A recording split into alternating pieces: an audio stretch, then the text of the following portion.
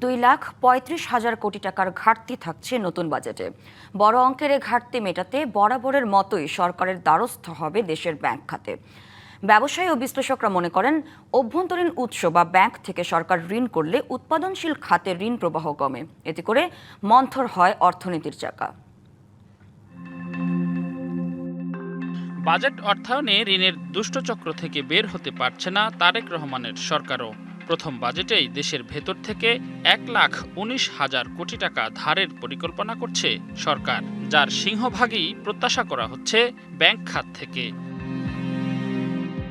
এবার 9,30,000 কোটি টাকার বাজেটে রাজস্ব আহরণ লক্ষ্য 6,95,000 কোটি টাকা, যা চলতি অর্থবছরের সংশোধিত লক্ষ্যমাত্রার চেয়ে 1,07,000 কোটি টাকা বেশি। এরপরও ঘাটতি থাকবে 2,35,000 কোটি টাকা।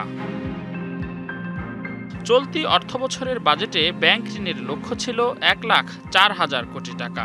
তবে প্রথম 9 মাসেই সরকার ব্যাংক থেকে ঋণ নিয়েছে 1,09,000 কোটি টাকা। অর্থবছর শেষে এ অঙ্ক আরও বাড়বে। আমাদের যে কর্মসংস্থান বা উৎপাদন বৃদ্ধি, প্রবৃদ্ধি বৃদ্ধি, এগুলো করতে গেলে তো কৃষি খাতকে চাঙ্গা করতে হবে। এগুলো মাথায় রেখেই সরকারকে আমাদের চিন্তা করতে হবে, যাতে সরকার এই ঋণের ফাঁদের মধ্যে না পড়ে। অনেক টাকা আমরা অপব্যয় করি, দুর্নীতি করি, যার ফলে বেড়ে যায়। প্রচুর প্রকল্প আছে, যে প্রকল্পগুলো কিন্তু হয়তো এই মুহূর্তে আমাদের অতটা জরুরি নয়, সেই প্রকল্পটাকে বাদ দিয়ে দেওয়া যেতে পারে। ঈদ আসবে, সাথে ক্যাশব্যাকও আসবে। নিজের বা প্রিয়জনের জন্য কেনাকাটায় এবারও নগদ পেমেন্টে পাচ্ছেন দারুণ ক্যাশব্যাক। তাই যাই কিনুন, পেমেন্ট করুন নগদে।